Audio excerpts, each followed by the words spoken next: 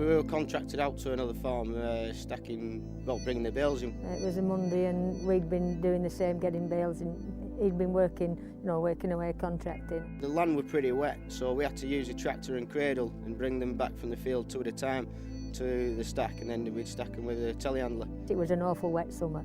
The grab that grabbed the bales, as it was putting one of the bales up, the lad on the machine heard a crack. The bale that he put up was one that had been in the canal, so after being wet and heavy as well, it was just a combination of everything. And there were 6 high with the bales. They were a high stack. It shouldn't have been so high, to be honest.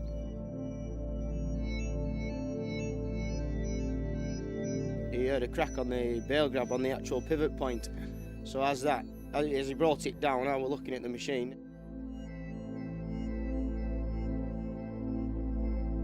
Next thing, the bale just fell.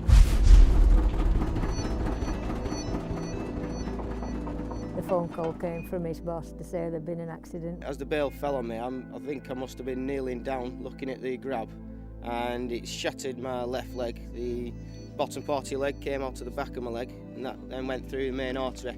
Couldn't get any nearer. They were all there, the ambulance, everything. We knew then it was serious. I bled to death, basically. I did die on the scene. The air ambulance actually flew in, which I think more or less saved his life, the speed. Because, as he said, the main artery had gone, so he'd bled to death virtually, I had that operation on my leg. They did try and save my leg. They pinned it and everything, and it just went gangrene, and it had to come off. So, just something I had to agree with. But because I'm paralysed as well, I broke my back at T12. I've got metal plates in my back, and I'll have them in for life.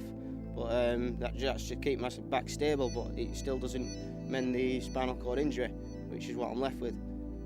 We've spent a lot of money on concrete, on making it all disabled access really. A lot of machines have been adapted so I can actually get in them and drive them. It's not pretty cheap to do that, to be honest with you, so we've had to spend a lot of money just to get me back working.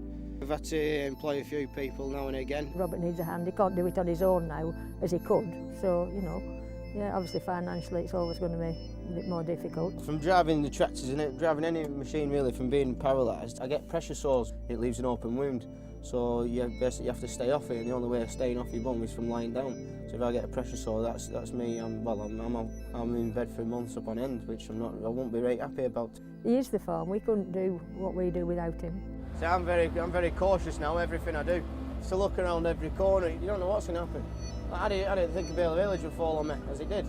You see, in my day, you'd only the small bales, which were bad enough, and the message needs to be got out that just how, you see Robert there, just how dangerous they are.